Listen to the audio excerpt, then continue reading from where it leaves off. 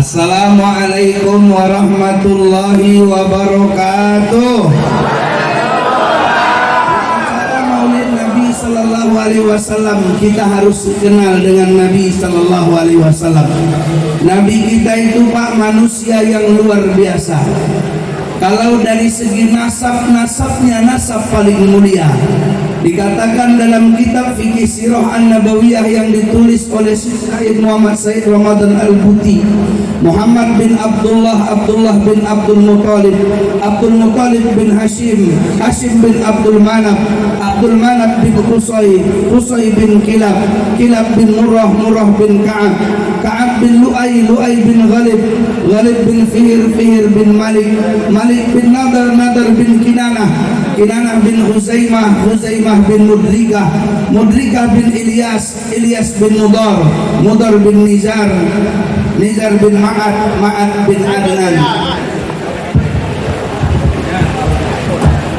bin Adnan fahadal qadru muttafaqu alaihi min nasabihi syarif sallallahu alaihi wasallam.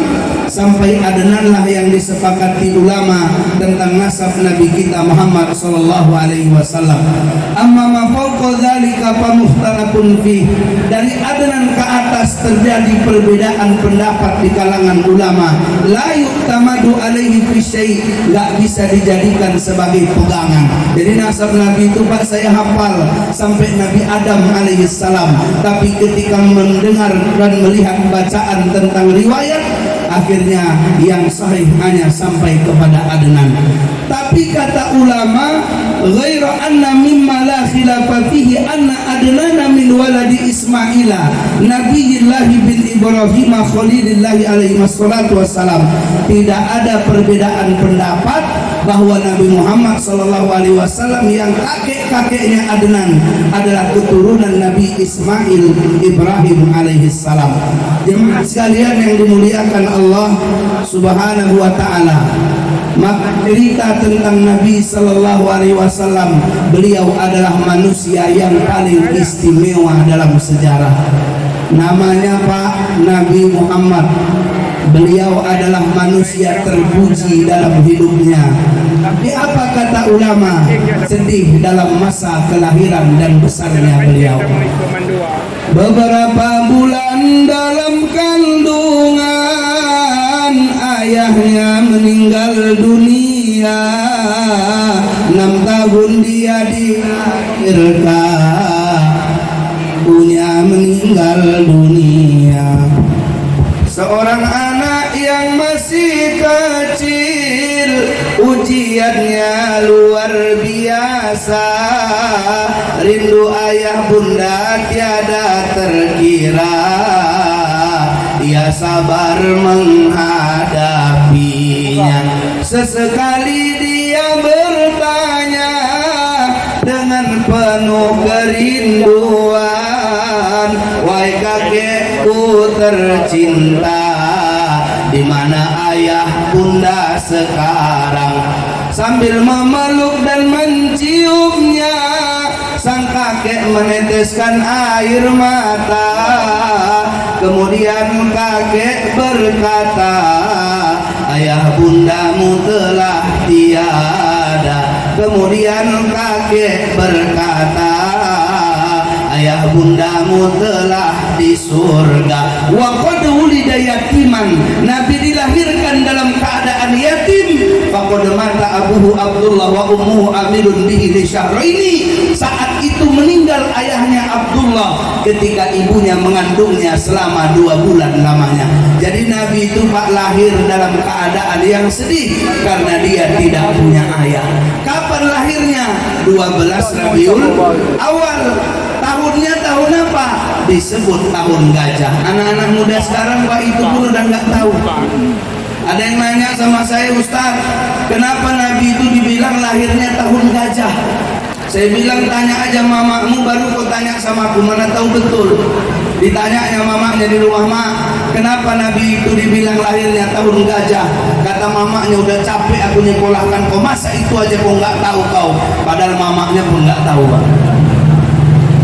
Ditanyanya lah pada saat itu pada bibinya, bibi itu kakak bapaknya, bi, Kenapa Nabi lahirnya di tahun gajah? Kata bibiknya, jujur aja, waktu Nabi lahir bibik belum lahir, jadi bibik nggak tahu ceritanya. Tanya ayahmu aja lah ya, kenapalah Nabi Muhammad lahirnya tahun gajah?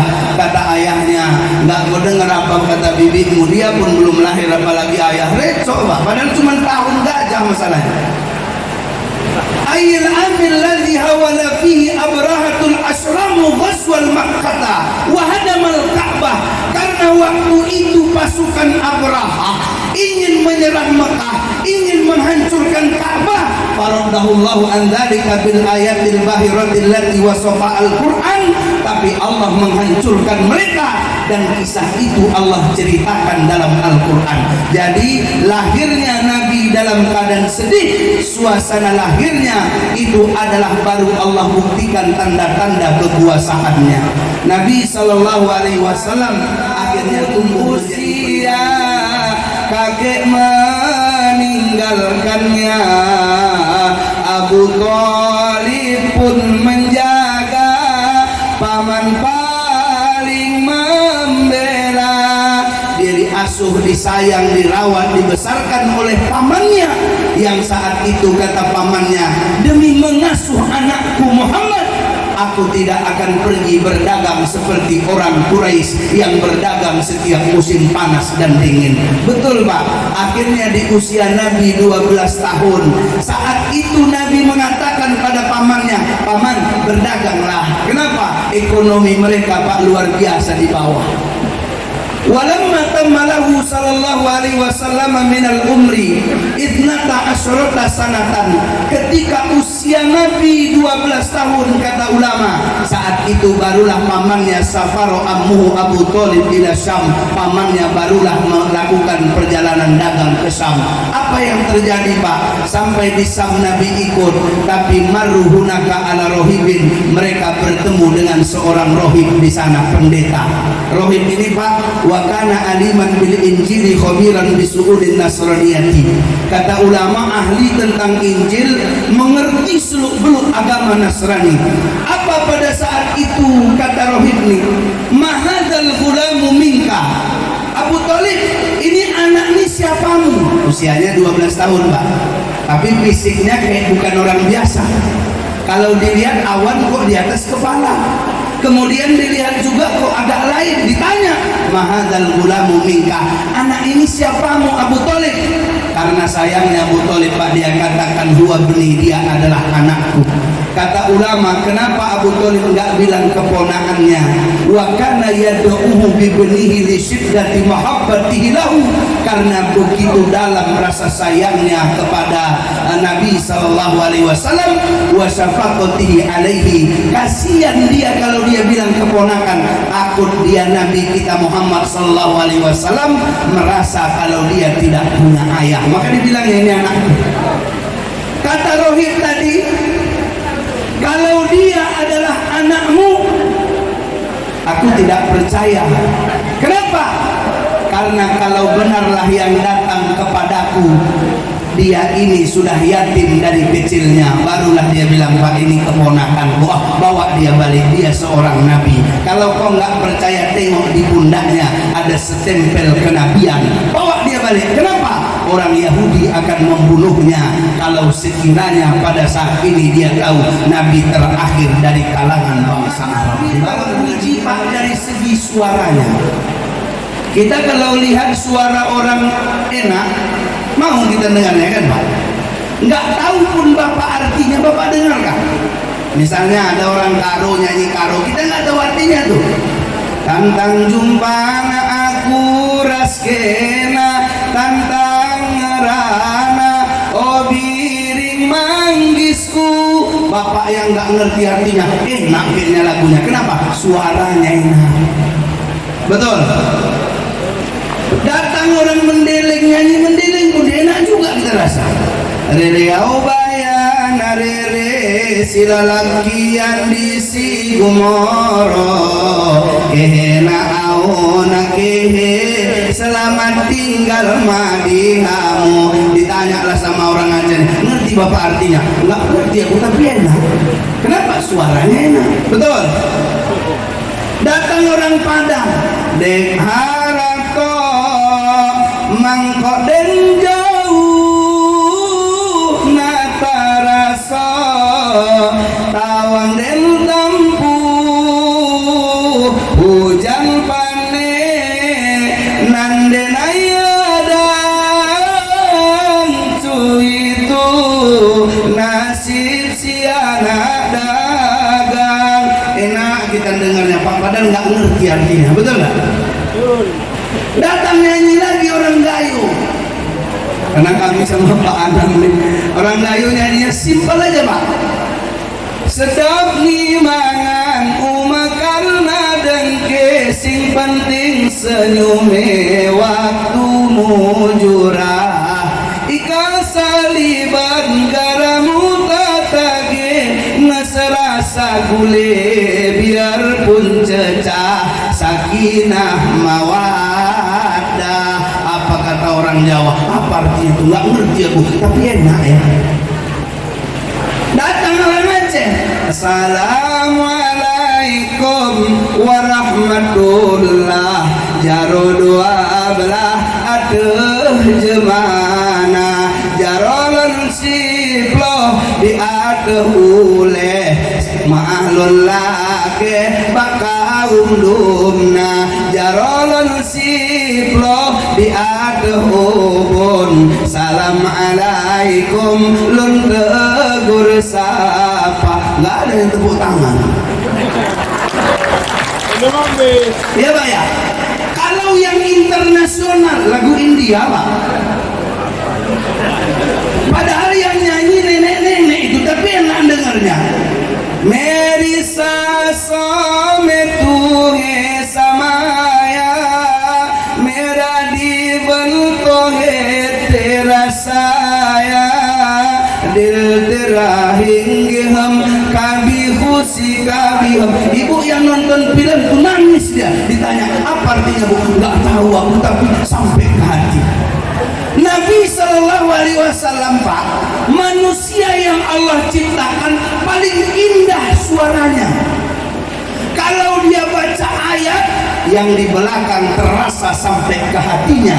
Pernah sahabat ikut sholat tahajud dengan Nabi, ketika Nabi baca ayat Pak, nggak terasa sudah lebih dari 4 juz, tapi mereka masih tak goyang di belakang. Itu keren itu. Coba di masjid ini Pak, buatlah sholat tarawih 1 juz 1 rakaat, yakin aku pulang semua orang. Betul? Nabi itu Pak manusia terpuji dari suaranya.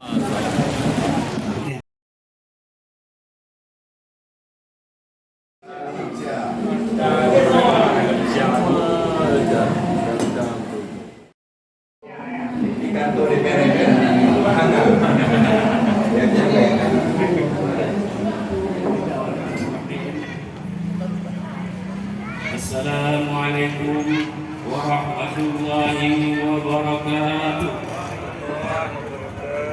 Alhamdulillahi rabbil alamin wa bihi nasta'inu ala umuri kulliha wa din. Rabbul awai tanggai dua belah ya Rasulullah lahi udonya. Rabiul awai tanggai dua belah ya Rasulullah lahi. Ini tempat yang beberapa kali kami kunjungi di 2018-2019. Teringat kami di atas duduk dalam buka puasa besar. Kita dilantik menjadi pengganti antar waktu Dewan Perwakilan Daerah Indonesia, Dapil Sumut. Jadi wilayahnya dari Langkat sampai Madinah. Dan yang kami tak sanggup menyampaikannya dan sangat berterima kasih pada Ayahanda Julham. Beliau ini yang mengkampanyekan saya atas dukungan ikhlasnya dan tanpa pamrih, sehingga kita bisa bertemu dan saya bisa berdiri di sini dan sampaikan hanya ucapan terima kasih. Keyakinan Islam sepanjang berpegang kepada Al-Quran dan Al-Hadis, wahyu yang diturunkan oleh Allah dan dijalankan oleh Rasul, itu adalah kaum muslim dan muslimat. Karena itu di dalam realitas masyarakat hari ini ada logika-logika berpikir yang bias tentang kegiatan itu. Saya DPP berharap sesuatu yang tak perlu dibicarakan. Firqah di dalam aspek fikih itu terlalu beragam dalam Islam.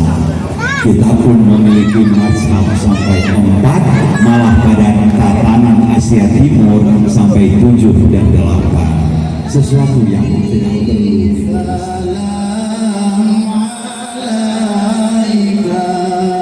Ya Rasul, salam alaika, ya Habib, salam alaika, salawatullah alaika. Allah ya Nabi, salam alaika, ya Rasul, salam alaika, ya Habib, salam alaika, salawatullah alaika. Asyraqal badru alaina, fasafas minhul budur. Asyraqal badru alaina, fasafas minhul budur. Misla husnik ma ra'ayna, faddu ya wajah sururi. Allah ya Nabi, salam alaika, ya Rasul, salam alaika, ya Habib, salam alaika, salawatullah alaika. Nabi, salam alaika, ya Rasul, salam alaika, ya Habib, salam alaika, salawatullah alaika. Allah ya Nabi, salam alaika, ya Rasul, salam alaika, ya Habib, salam alaika, salawatullah alaika.